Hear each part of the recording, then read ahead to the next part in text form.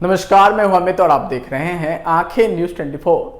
मंत्री विजय चौधरी ने विपक्षी दलों की बैठक को लेकर खुशी जताई है। मीडिया से बात करते हुए उन्होंने कहा कि गैर बीजेपी दलों ने यह भी स्वीकार कर लिया है कि सभी दलों की एकजुटता से केंद्र से बीजेपी की सरकार जानी तय है। अब व्यवहारिक रूप से बैठक में सब कुछ निर्णय हो जाएगा। सभी दलों ने स्वीकार कर लिया है, सभी की भागीदारी से ही विपक्षी दलों की एकजुटता और दिखेगी। वहीं आगे उन्होंने केंद्र की सरकार के 9 साल पूरे होने पर चुटकी लेते हुए उन्होंने कहा कि प्रचार तंत्र का महारत हासिल है भाजपा को, प्रचार का आडंबर करती है बीजेपी। धरातल पर बीजेपी ने क्या काम किया है सभी जानते हैं। देश से गांधी जी के नीतियों को हटाने का काम किया जा रहा है। वर्तमान की सरकार ने क्या किया है ये सब अच्छे से जानते हैं। सुनिए और क्या कुछ कह रहे हैं मंत्री विजय चौधरी।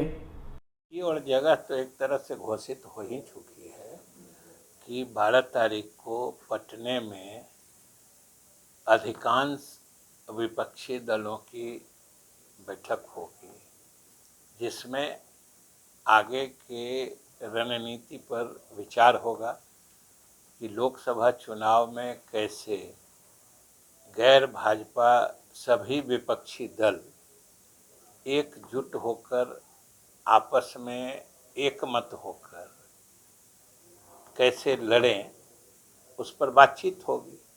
क्योंकि अब ये बात लगभग सभी मान चुके हैं कि अगर सभी दल एकजुट हो गए तो फिर भाजपा वापस सत्ता में नहीं आ सकती है। यह लगभग सब लोग अब आश्वस्त हो चुके हैं। अब इसमें जो भी विपक्षी दल हैं उनको बैठकर व्यवहारिक दृष्टिकोण से आपस में सभी चीज़ों के बारे में राय शुमारी करके एक निर्णय हो जाएगा। और फिर देख लीजिएगा 24 के इलेक्शन का नतीजा किस तरीके का है। कितनी महत्वपूर्ण बैठक मानते हैं सर इस बैठक को? इसका क्या श्रेय नीतीश कुमार को देंगे आप लोग, क्योंकि नीतीश कुमार ने एक बड़ी पहल की, उसके बाद यह बैठक हुई। ये अत्यंत महत्वपूर्ण बैठक है और इसमें श्रेय लेने देने की बात नहीं है, ये तो पहल करने की बात है। और ये तो पूरे देश ने देखा है कि पहल तो हम लोगों के मुख्यमंत्री नीतीश कुमार जी के द्वारा कई जगह जाके सारे विपक्षी दलों के नेताओं से बातचीत करके और एक पूरे देश में माहौल बनाया है, ये सब लोगों ने देखा है। तो पहल तो नीतीश कुमार जी ने की है। हालांकि ये भी बात है कि आखिर सहयोग और इच्छा दिल में सभी दल के नेताओं की है, तभी तो आ रहे हैं। उनके मन में भी वही बात थी। तो पहल नीतीश कुमार जी की है, लेकिन सहयोग, इच्छा, समर्थन और फिर एकजुटता की कवायद सब लोगों के इच्छा से और सब लोगों के सहयोग से ही संभव है। 9 साल बेमिसाल नारे गढ़ने में और बिना किसी बात के शब्दाडंबर से एक माहौल खड़ा कर देने में, तो भाई इनको महारत है, उसमें कोई उसको चैलेंज भी नहीं कर सकता है। क्योंकि अभी आपने देखा कि सेंगोल का मामला देखा ना, कि सेंगोल को कह दिया कि ये राज्य सत्ता के हस्तांतरण का प्रतीक है। राज्य सत्ता का हस्तांतरण का प्रतीक रहता तो सदियों से वो जाता है।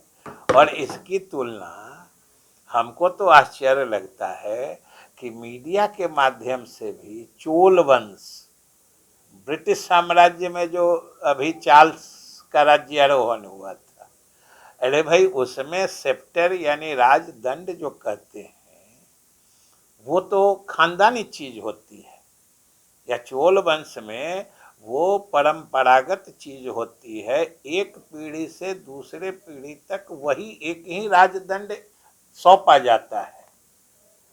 और ये जो सेंगोल है ये तो सिर्फ शुभकामना का प्रतीक था। देश गुलामी की बेड़ी से आज़ाद हुआ था। आज़ाद भारत की पहली नई सरकार बन रही थी नेहरू जी के नेतृत्व में। तो अधीनम पीठ से वो दैवी शक्तियों का आह्वान किया गया था, जो नई सरकार के सफलता की शुभकामना के रूप में वो आया था। उसको बता दिया कि ये राज्य सत्ता के परिवर्तन का प्रतीक बन गया। भाई कहाँ है इसका कोई दस्तावेज तो नहीं है। और अपने अगर राज्य सत्ता के हस्तांतरण का प्रतीक था तो अपने कहाँ से फिर उस पीठ के से बुला के ले ली। आज कौन परिवर्तन हो रहा है, आज कौन नई सरकार बन रही है। तो ये सब आप लोगों के सहयोग से पूरे देश के मति को, पूरे देश की सोच को एक अलग दिशा में निकाल देने का, अलग दिशा में बहा देने का, तो भाई उनको महारत है। और सहयोग आप लोगों का हो जाता है। कैसे भर दिन चलाते रहे बिना उसका इतिहास भूगोल जाने। जो सेंगोल कोई राज्य सत्ता के हस्तांतरण का प्रतीक नहीं होता है, कहीं तो आप लोगों ने खोजा नहीं, बस सेंगोल और दिखाते दिखाते भर दिन दिखाते चले गए। तो यही है कि हमारे यहाँ अभी देखिए जाके ऑस्ट्रेलिया में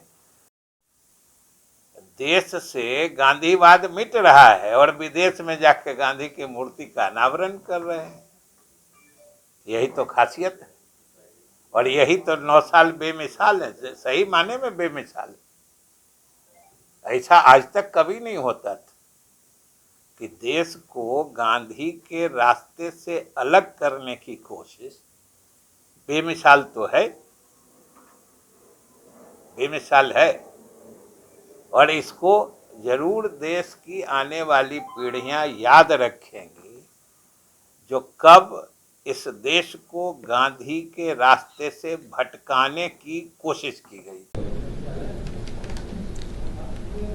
ये तिथि और जगह तो एक तरह से घोषित हो ही चुकी है कि 12 तारीख को पटने में अधिकांश विपक्षी दलों की बैठक होगी, जिसमें आगे के रणनीति पर विचार होगा कि लोकसभा चुनाव में कैसे गैर भाजपा सभी विपक्षी दल एकजुट होकर आपस में एकमत होकर कैसे लड़ें, उस पर बातचीत होगी।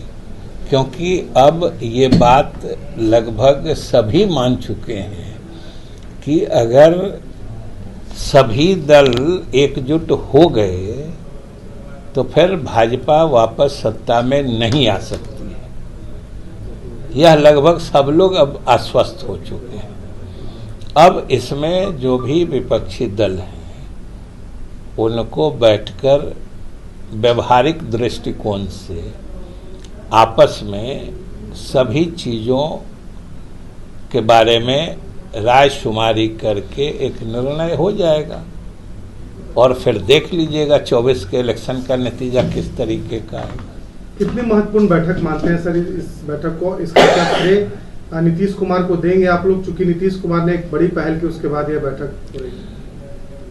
ये अत्यंत महत्वपूर्ण बैठक है और इसमें श्रेय लेने देने की बात नहीं है, ये तो पहल करने की बात है। और ये तो पूरे देश ने देखा है कि पहल तो हम लोगों के मुख्यमंत्री नीतीश कुमार जी के द्वारा कई जगह जाके सारे विपक्षी दलों के नेताओं से बातचीत करके और एक पूरे देश में माहौल बनाया है, ये सब लोगों ने देखा है। तो पहल तो नीतीश कुमार जी ने की है। हालांकि ये भी बात है कि आखिर सहयोग और इच्छा दिल में सभी दल के नेताओं की है, तभी तो आ रहे हैं। उनके मन में भी वही बात थी। तो पहल नीतीश कुमार जी की है, लेकिन सहयोग, इच्छा, समर्थन और फिर एकजुटता की कवायद सब लोगों के इच्छा से और सब लोगों के सहयोग से ही संभव है।